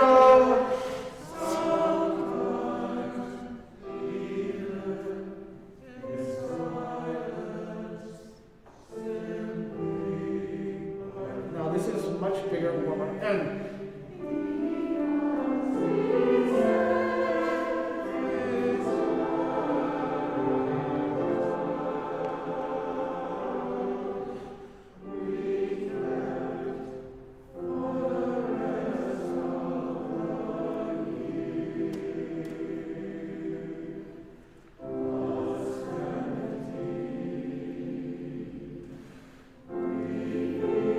Go.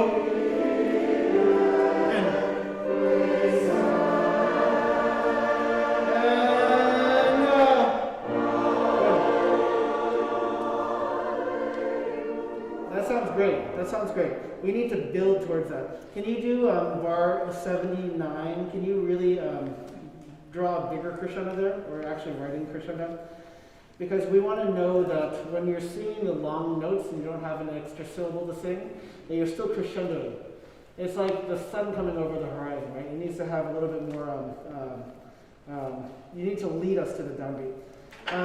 Remember what we said about the word year, right? It's ye, So you sing a schwa instead of a r, because we don't want to hear. For the rest of the year, right? Year, right?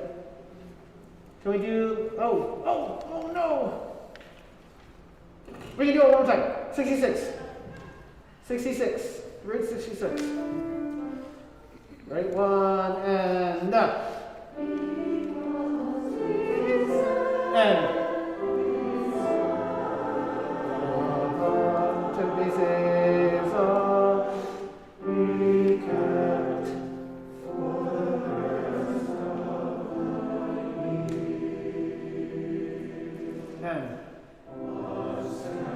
the year. And now really push it out.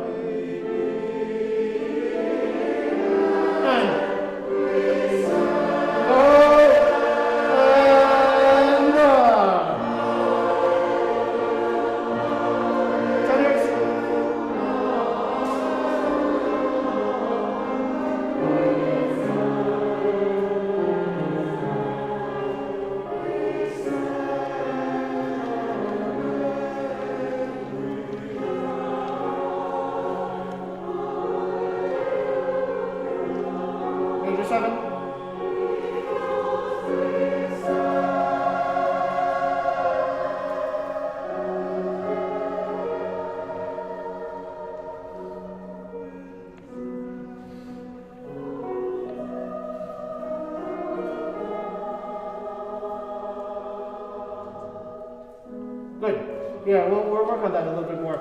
But remember altos and basses, that the tenors and sopranos don't have a K at the end, but you do. So we do need to hear the end of that word, okay? Great! Thank you so much. We'll see you next week. Thank you, Paul!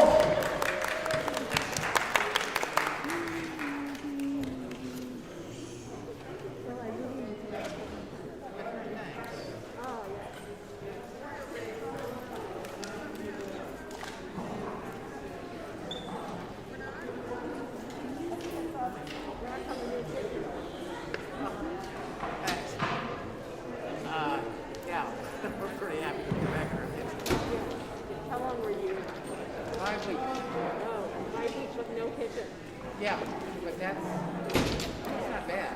No, no. I mean, the whole thing. It's like the sink is one of the last things to be done that way. A lot of the other things to be done. When did I get a sink?